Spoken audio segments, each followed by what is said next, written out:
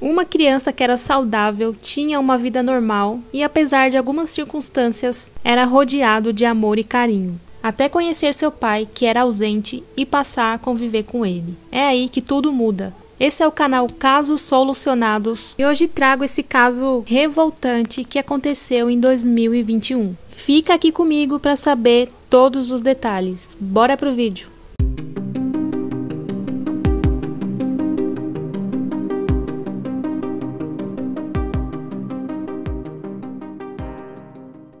Corey Travis Mitiolo nasceu em 1º de maio de 2014 em New Brunswick, Nova Jersey.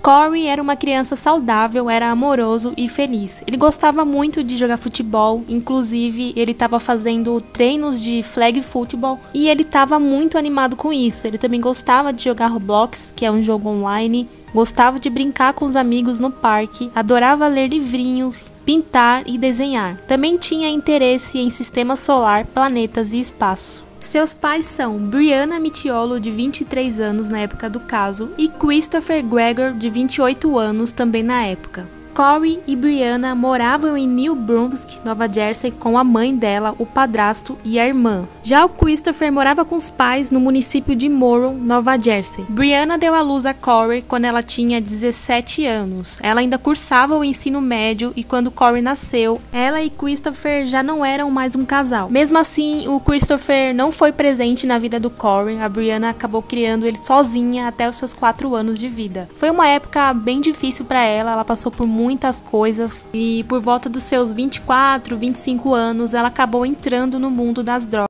como uma forma de suprimir as emoções. Até que a mãe da Brianna a orientou a entrar com um pedido de pensão alimentícia ao Christopher na justiça. E em 2017, então, a justiça solicitou o teste de paternidade do Christopher e ele foi reconhecido como o pai do Corey. Então ele passou a pagar pensão e ter o direito de visitas ao Corey. Os pais do Christopher ficaram muito animados com isso, era o primeiro neto deles na época. Eles começaram a preparar tudo para que o Corey se sentisse confortável, à vontade lá com eles, prepararam um quarto para ele, compraram roupas, calçados, brinquedos. Em cada visita eles iam observando o que ele gostava ou não de comer, qual eram seus hobbies preferidos e tudo mais. Foi assim que eles foram vivendo essa nova rotina, até aí parecia tudo bem, até a Brianna reparar que desde a segunda visita do Corey à casa do pai, ele voltava com algum machucado. Ela sempre o questionava e ele sempre dizia que os machucados eram causados por futebol. Mas ela achava aquilo tudo muito suspeito e então passou a ligar para o serviço de proteção à criança para contestar cada machucado novo que ela via no menino toda vez que o pegava na casa do pai. E aí eles começaram a se estranhar, eles não se davam bem mais de jeito nenhum e foi aí que começou uma disputa pela guarda total do Corey. Depois de alguns meses, o Christopher descobriu o problema da Brianna com as drogas e entrou com um pedido de guarda total do Corey. Esse pedido foi aceito pela justiça e a Brianna então perdeu a guarda do Corey e foi proibida de vê-lo presencialmente. Para a justiça não era seguro para o Corey morar com a mãe, que era viciada, além da tia que também era e morava lá. Em setembro de 2020, o Corey já morava com o Christopher, que por sinal saiu até da casa dos pais para morar sozinho com o Corey. Eles foram morar em Barnegat, Nova Jersey. Em 28 de outubro de 2020, Brianna conseguiu a custódia do Corey de volta após passar por um programa de ajuda para se livrar das drogas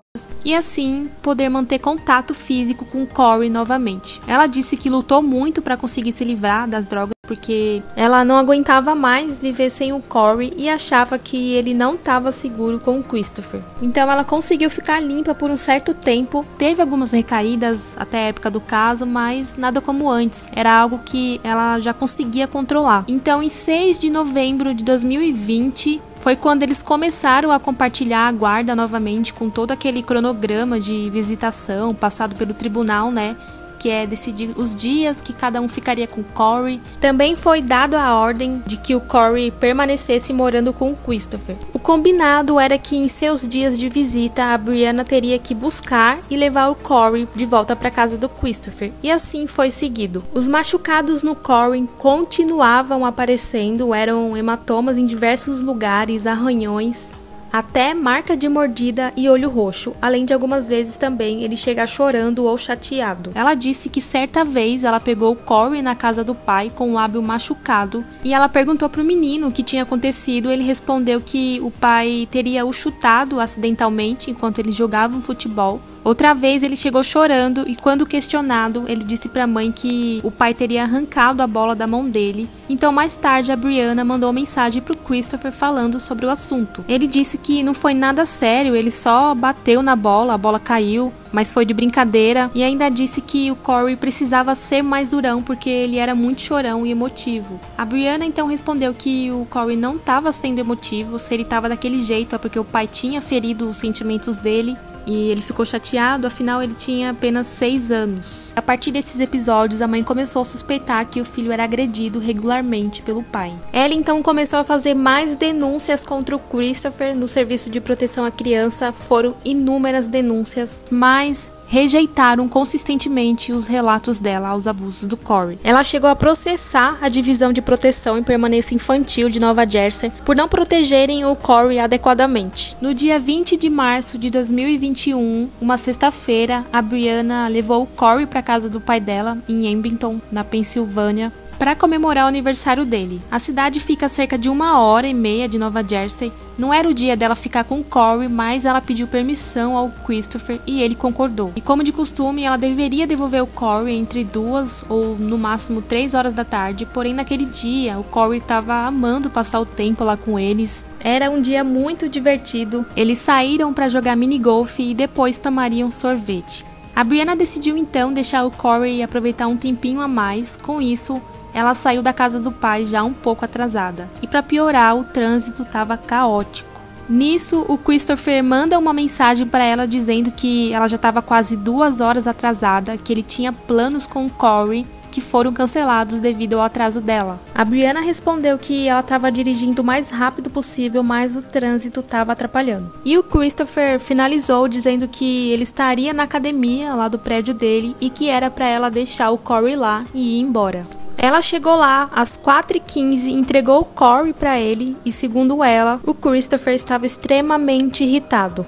Então ele pegou o Corey e retornou para a academia com ele. Quando eles entraram lá nessa academia, o Corey já foi indo diretamente para a esteira, onde ele começou a correr. E assim, gente, a forma como ele foi indo direto para aquela esteira era como se ele já soubesse o que tinha que fazer, como se ele tivesse sido orientado pelo Christopher, sabe? Como se já tivesse sido uma ordem. Eu vou mostrar o vídeo aqui desse momento, tá? Esse vídeo só foi divulgado durante o julgamento do Christopher. Até então só a polícia tinha posse porque era uma evidência, né? E as investigações seguiam em sigilo. No vídeo é possível ver o Corey na esteira, numa velocidade assim razoável até. Em seguida o Christopher se aproxima dele e aumenta a velocidade. No começo o Corey até acompanha o ritmo, mas depois logo ele perde o ritmo, até porque ele já estava ali um tempinho correndo, então ele já estava cansado. E aí o Corey cai e o Christopher simplesmente levanta ele e o força a continuar. É possível ver também o Christopher mordendo a cabeça do menino enquanto segura ele na esteira e aumentando ainda mais a velocidade. Então, consequentemente, as quedas do Corey tinham um grande impacto e até muito difícil de ver, né, gente? Essa cena com certeza deve ter doído muito. E dói na gente, né, em ver essa cena aí, a gente fica pensando o medo e a pressão que essa criança tava ali sofrendo, mas resistindo para fazer o que o pai falou, por medo de levar alguma outra punição, enfim. O que a polícia acha é que ele fez isso como uma forma de vingança e punição pela Brianna ter se atrasado. Na segunda-feira, dia 23 de março, que era o dia da Brianna visitar o Corey, pela manhã, uma professora dele liga para ela falando que o Corey estava com alguns hematomas pelo corpo e alterações no comportamento. Inclusive, era algo que ela já vinha percebendo há um tempo. Então, à tarde, a Brianna vai na casa do Christopher visitar o Corey. Só que nesse dia, ela não levou ele para casa dela. Ela ficou com ele na casa do Christopher mesmo. Inclusive, isso era uma coisa que costumava acontecer dia de semana, por conta da distância.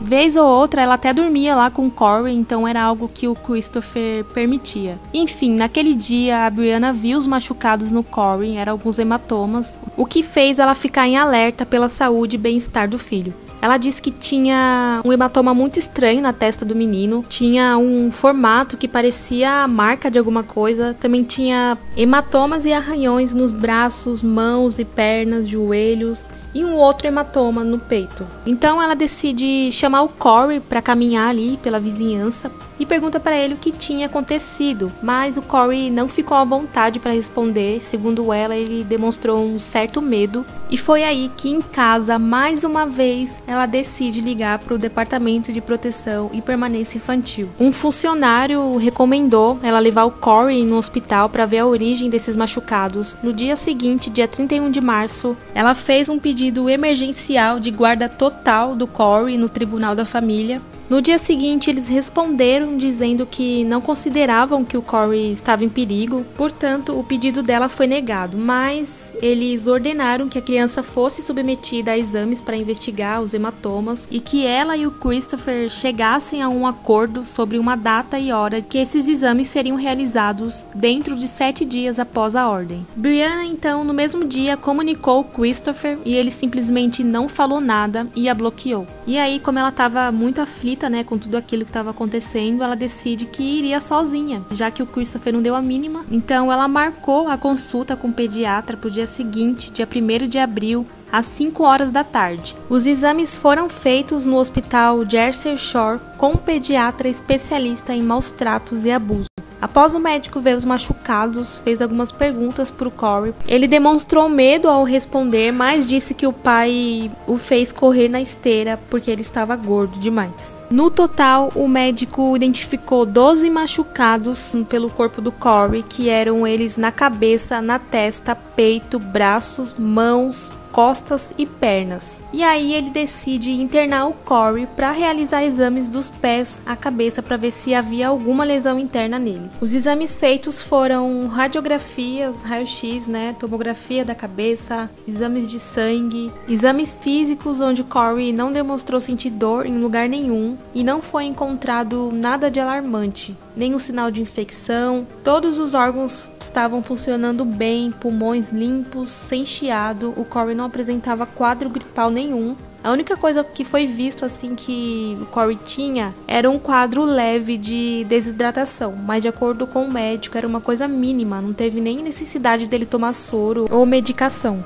Durante a realização dos exames, que a gente sabe que é uma coisa que é demorada, porque até sair o resultado dos exames leva algumas horas, o Christopher começou a mandar mensagens para Brianna perguntando aonde eles estavam, porque já era 7h30 da noite e ele queria o Corey de volta. Então ela responde que eles estavam no hospital fazendo o que foi pedido naquela ordem judicial. Às 8h30 da noite, o Christopher liga para ela pedindo para ela sair do hospital e levar o Corey para casa. Ela se nega, dizendo que ia esperar todos os exames do Corey. Então o Christopher começa a se alterar e a ligação foi encerrada. Por volta das 11h20 da noite, o celular da Brianna descarregou e nisso o Christopher tinha mandado um monte de mensagens para ela, pedindo para ela devolver o Corey e perguntando o porquê dela estar ignorando as mensagens dele. E aí ela consegue um carregador emprestado no hospital e informa a ele que o celular dela tinha descarregado e eles ainda estavam lá no hospital aguardando os exames. Ela ainda disse que ele poderia estar lá com eles desde o início, inclusive revezando o tempo todo, mas ele não quis saber e ela ia ficar lá até o final para ver o resultado de todos os exames, que ela não estava fazendo nada de errado, ainda pedindo para ele ficar acordado porque ela levaria o Corey assim que terminasse.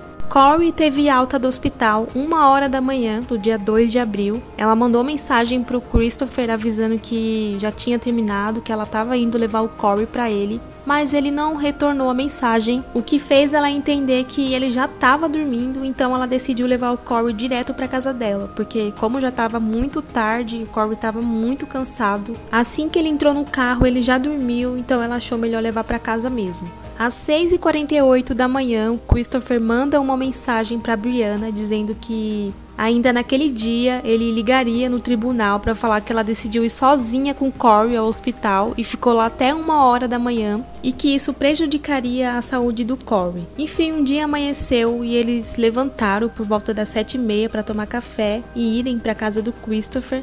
Às 8h37, ele manda outra mensagem para Brianna falando que podia considerar que ela tinha sequestrado o filho por um dia inteiro e esses dias seriam descontados na próxima visita dela. Ele ainda diz que estava torcendo para o tribunal concordar com o pedido dele para ela perder todos os direitos sobre o Corey. Eles chegaram na casa do Christopher por volta das 9h20. A Brianna parou o carro em frente à casa. Quando o Corey desceu do carro, ela entregou na mão dele um papel que era o relatório do médico, como se fosse uma declaração, para comprovar ao Christopher que o Corey esteve lá. Lá tinha os horários de entrada e saída e também os exames realizados. Então, a Brianna deu um beijo e um abraço no Corey e ele entrou em casa. Mal sabiam eles que aquilo era uma despedida.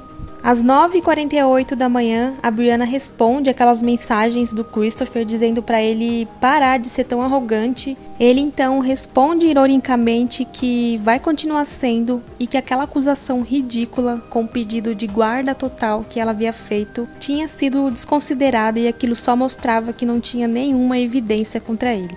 Ele havia ligado de manhã para o departamento de proteção infantil para falar que a Brianna levou o Corey para a casa do pai dela fora do dia dela de visitação e devolveu o Corey muito atrasada. Falou da denúncia que ela fez dele sobre os abusos ao Corey, alegando que ela treinava um menino para falar mentiras sobre ele, que ele batia nele, e ainda cita os problemas com drogas que a Brianna teve e que ela tem transtornos mentais, o que fez o Corey ficar emocionalmente agressivo. Enfim, o Corey havia sido entregue pela manhã, já estava em casa, e por volta das 3h30 da tarde, a Brianna recebe uma ligação do Christopher. Ele pedia as informações do cartão do convênio do Corey para levá-lo ao hospital. Segundo ele, o Corey estava muito sonolento, ele acordou de um cochilo sem conseguir andar, confuso, falando arrastado, estava vomitando e defecando nas calças. Ele se recusou a dizer para qual hospital estava levando o menino. A Brianna então ficou muito preocupada, porque até então, algumas horas antes, ela estava com o Corey no hospital, né? E tava tudo bem, ele saiu de lá super bem, normal, com os exames todos perfeitos.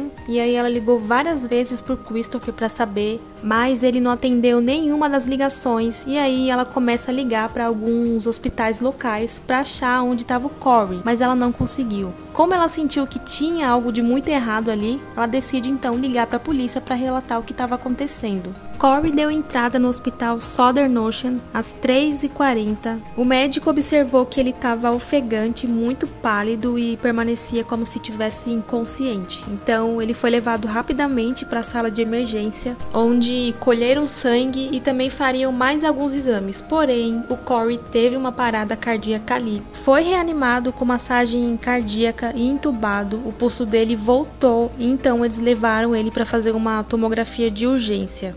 Durante a tomografia, o Corey teve mais uma parada cardíaca. Ele foi levado para a sala de reanimação, mas infelizmente não foi possível reanimá-lo. Corey morreu ali às 5 horas da tarde. Christopher ligou para a mãe dele para avisar. Ela disse que ele ligou muito histérico, gritando o que ela fez, o que ela fez. O Corey morreu. Um pouco depois, os médicos perguntaram se ele queria avisar a mãe do Corey, mas ele disse que não gostaria de avisá-la. Às 5h20 da tarde, apenas 20 minutos depois do Corey ser declarado morto, o Christopher pega o carro dele e vai embora, largando o Corey lá sozinho. Um sargento do departamento de polícia local ligou para ele 2 minutos depois, mas o Christopher ignorou todas as ligações. Christopher dirigiu até Arkansas, perto da divisa do estado do Texas, onde decidiu voltar após seus pais mandarem.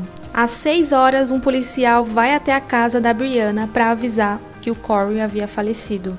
E não dá nem pra imaginar o que essa mãe deve ter sentido, né, gente? Ela que 2 dias antes tinha pedido a guarda total dele, justamente por achar que alguma coisa de ruim pudesse acontecer com ele. E aí ela recebe a notícia que ela tanto temia. A autópsia foi realizada no dia seguinte da morte, dia 3 de abril. Corey tinha uma lesão por impacto contundente no abdômen e no tórax, incluindo laceração no coração, contusão no pulmão esquerdo e outra laceração no fígado. A lesão no coração do Corey aconteceu entre 4 a 12 horas antes dele falecer, então pela contagem, segundo os patologistas, não teria como ele ter sofrido esse trauma enquanto estava com a Brianna. O médico também afirma que não teria como Corey se machucar dessa forma jogando futebol ou caindo acidentalmente brincando. Também foi constatado que o Corey teve uma inflamação aguda e sepse. A causa da morte do Corey foi considerada homicídio, resultado de abuso crônico. 2 dias após a morte do Corey, o Christopher foi parado por excesso de velocidade em uma área de construção.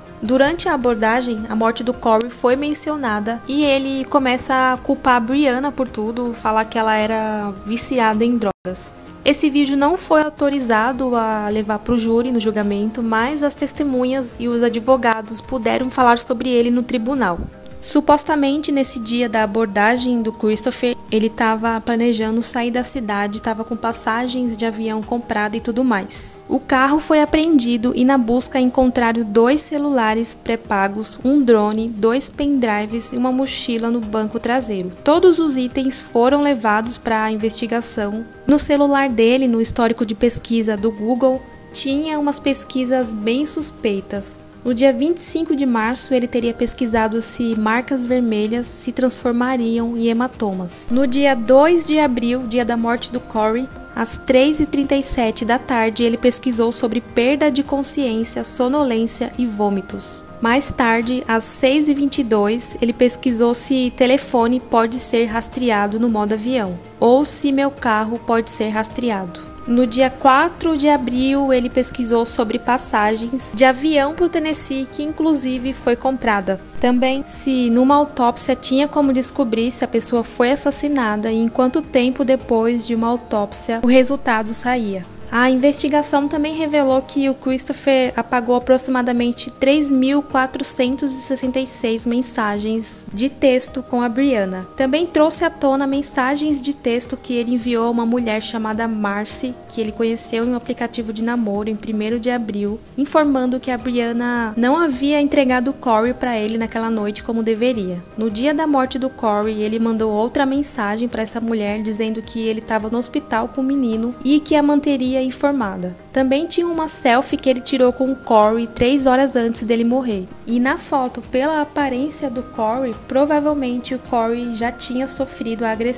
Bom, com todas as outras provas já faladas e mostradas aqui, essa tentativa dele de fugir para outro estado foi considerada uma prova de consciência, de culpa, com o propósito de escapar da acusação ou prisão. A defesa dele alega que ele estava fugindo porque estava sofrendo ameaças e temia pela vida. 3 meses após a morte do Corey, o Christopher foi preso por acusação de negligência infantil, após a polícia investigar e descobrir o vídeo da esteira, mas ele logo foi libertado após pagar fiança. Em 9 de março de 2022, o Christopher foi acusado pelo assassinato de Corey e preso, mas dessa vez sem fiança após o juiz ver as imagens da esteira. Foi oferecido a ele um acordo judicial de 30 anos a menos pela sua confissão, mas ele recusou o acordo e se declarou inocente. Ele aguardava o julgamento, que começou em 30 de abril de 2024. A defesa dele alegou que o Christopher era um pai cuidadoso e amoroso e que o Corey morreu de causas naturais como pneumonia. Também disse que a morte do Corey não teve nada a ver com aquele vídeo da esteira, e que após declarar a morte do Corey, o Christopher saiu do hospital porque ele estava desorientado, sem saber o que fazer e precisava chorar e sentir o luto em privacidade. A defesa ainda interrogou bastante a Brianna sobre o uso de drogas e as recaídas que ela teve dias antes do Corey morrer. Foram 4 semanas de julgamento e o júri iniciou suas deliberações em 30 de maio de 2024 e em 31 de maio eles anunciaram o veredito. Christopher foi considerado culpado por homicídio culposo agravado, por negligência e colocar a vida de uma criança em risco. O advogado dele disse que é apenas o começo de uma longa batalha e que ainda vão apelar. Sua sentença será definida em 2 de agosto. Ele segue na prisão de Ocean City sem direito à fiança. O promotor do condado de Ocean, Bradley Billheimer, emitiu uma nota preparada após o veredito dizendo: "Finalmente, a justiça por Corey foi realizada. Christopher Gregor deve viver o resto de sua vida sabendo que ele, somente ele, foi o responsável pela morte de seu único filho, e que esperava que o veredito trouxesse um pouco de paz e tranquilidade para a família e as pessoas que amavam o Corey." Após a morte do Corey, a Brianna criou um grupo no Facebook como uma forma de fazer justiça por Corey. Lá ela compartilhou fotos dos machucados do Corey e também mensagens que o Christopher mandava para ela. Ela estava disposta a fazer tudo por justiça, ela ignorou apelos de se abster de acusações, foi a programas de TV, podcasts no YouTube. Ela dizia que não importava o que dissessem, ela só queria justiça. Brianna, motivada pela raiva, também vandalizou a casa dos pais do Christopher, jogando pedras, peixes mortos, ovos e lixo. Bom, galera, esse foi o caso, muito revoltante, né? Mais revoltante ainda é saber que a sentença possível para homicídio culposo é de 10 a 30 anos apenas. Eu vi um advogado falando que se o Christopher tivesse sido condenado por assassinato e por se tratar de uma criança menor de 14 anos, né? O Corey tinha 6 aninhos apenas. Ele seria condenado à prisão perpétua sem liberdade condicional. Então, com certeza, para a defesa dele, isso foi uma vitória e tanto, né? Isso mostra que eles fizeram um bom trabalho, infelizmente. A Brianna e os familiares e alguns jurados ficaram emocionados e aliviados no tribunal com o veredito. Em uma entrevista, ela disse que, mesmo não sendo a maior pena, ela já está aliviada. E quando o filho morreu, ela prometeu lutar por justiça todos os dias até conseguir. É isso, gente. Lamentável que tenha chegado a esse ponto, né? A Brianna lutou muito, fez tudo o que pôde para defender o filho, para que ele ficasse em um ambiente seguro, longe de maus tratos. Ela diz que fez mais de 100 denúncias e as autoridades simplesmente ignoraram, desconsideraram todas. Corey contava para a mãe que o pai batia nele e muitas vezes ele se recusava a voltar para casa do Christopher, ele chorava, se escondia no guarda-roupa. E mesmo a Brianna contando tudo isso no serviço de proteção à criança e da família, eles diziam que o Corey tinha que ir de qualquer maneira para a casa do pai. Uma única vez chegaram a mandar um oficial na casa do Christopher para analisar o ambiente. E mesmo eles vendo o Corey cheio de machucados, eles alegaram que com o pai a criança estava segura, não estava correndo nenhum risco. Então é revoltante demais. Eu acredito que eles ignoraram a Brianna dessa forma por ela ter aquele histórico com drogas, né? E isso, inclusive, era muito falado pelo Christopher, ele usava isso como uma forma de culpá-la. A mãe da Brianna disse que se arrepende amarguradamente em ter pressionado a filha a contar ao Corey sobre o pai e exigir a pensão. Ela disse que na época ela achava que era a coisa certa a se fazer. Alguns meses após a morte do Corey, elas conseguiram arrumar o quartinho dele do jeitinho que ele sempre sonhou. A porta do quarto fica sempre aberta com o ursinho favorito do Corey em cima da cama. Elas também montaram um pequeno santuário em memória dele. Brianna costumava visitar o túmulo do Corey 2 vezes por dia. Ela disse que não conseguia acreditar que teria que viver sem aquele pequeno que a fazia tanto rir. Hoje em dia, ela tem uma filhinha de 1 aninho e mora com o namorado. Esse foi o caso, gente. Eu deixo aqui mais uma vez a minha revolta. Foi uma negligência absurda eles não terem investigado isso profundamente, cada detalhe. Isso poderia ter evitado a morte do Corey, e isso é uma certeza pra mim. O pior é que a gente nunca vai saber o que de fato aconteceu com o Corey ali dentro daquele apartamento, né? O que o Christopher fez, o que causou esses machucados tão agressivos no Corey. Será que algum dia ele vai falar tudo o que aconteceu, confessar? Enfim, isso até lembra o caso do Henry Borel, né, gente, que aconteceu aqui no Brasil. Ele tinha só 4 anos e também era espancado, só que pelo padrasto. A única diferença é que ele já chegou no hospital sem os batimentos cardíacos. E a causa da morte também foi por lacerações nos órgãos causados por agressão. Até hoje, com todas as provas, o padrasto dele não confessou o crime. É isso, gente. Eu gostaria muito que vocês deixassem aí o comentário de vocês sobre o caso. Como é um caso recente, né? Ao decorrer do tempo, se tiver alguma atualização, eu trago aqui pra vocês. Quando sair a sentença do Christopher também, eu venho aqui avisar vocês. Combinado? Então, muito obrigado por vocês terem ficado aqui até o final. Deixa um coraçãozinho aí pra me ajudar no canal, se inscreve e até o próximo caso solucionado.